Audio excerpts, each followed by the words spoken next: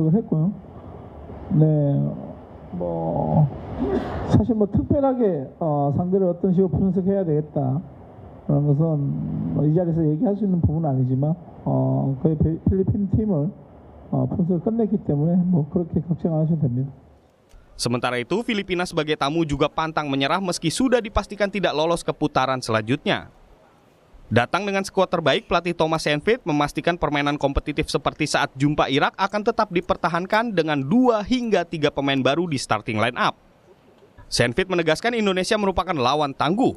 Timnas Indonesia sudah banyak berubah pasca hasil imbang melawan Filipina di putaran pertama, terutama kehadiran pemain diaspora dengan kualitas yang sangat baik. And they have a mixture of experienced players like Thomas Haye, but they have also a lot of skills up front, wings, Pagnama, Walsh, so many good players in different positions. And I expect the first 20 minutes that they're gonna push us and try to score that opening goals.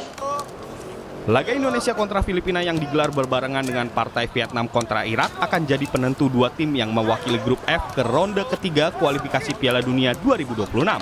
Satu tempat menjadi milik Irak yang telah mengoleksi 15 poin, sementara 1 tiket lagi diperebutkan Indonesia yang berada di urutan 2 dengan 7 poin dan Vietnam di peringkat 3 dengan 6 poin. Angga Nuriski, Kompas TV, Jakarta.